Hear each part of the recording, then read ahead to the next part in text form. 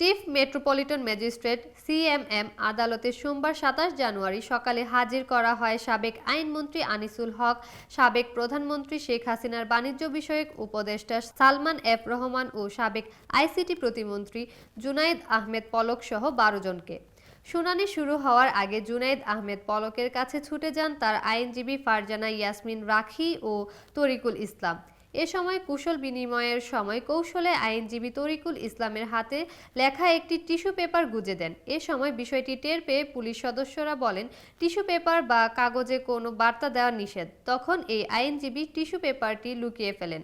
পরে জানতে চাইলে টিস্যু পেপার দেওয়ার বিষয়টি অস্বীকার করেন আইনজীবী তরিকুল ইসলাম। তিনি বলেন, টিস্যু পেপার দেওয়ার কোনো ঘটনা ঘটেনি। আমরা ওকালতনামায় পলকের স্বাক্ষর নিয়েছি শুধু। এছাড়া বিভিন্ন বিষয় নিয়ে পলক আইনজীবীদের সঙ্গে কথা বলতে থাকেন। এ সময় তার আইনজীবীরাও দেশের পরিস্থিতি যেমন ঢাকা বিশ্ববিদ্যালয় ও ঢাকা কলেজের মারামারির ঘটনা তুলে ধরেন। এরপর আইনজীবীদের সঙ্গে পলকের চলে নানা কথোপকথন। তিনি আইনজীবী ফারজানা ইয়াসমিন রাখিকে বলেন, কারাগার থেকে তার পরিবারের সঙ্গে কথা বলতে দেওয়া হচ্ছে না। অন্যদের কথা বলতে দিলেও নিরাপত্তার অজুহাতে তাকে দেওয়া হচ্ছে না। তাকে যেন যে কোনো শর্তে কথা বলতে দেওয়া হয়, এজন্য আইনজীবীকে আদালত বলতে বলেন তিনি। এ বিষয়ে ঢাকা মহানগর public prosecutor PP Omar Faruki বলেন, এর আগে দীপু মনিকে টিস্যু পেপারে চিঠি লেখার ঘটনা ঘটে। এতে কয়েকজন পুলিশের বিষয়ে তদন্তও করা হচ্ছে। টিস্যু পেপার দেওয়ার ঘটনা জানি না।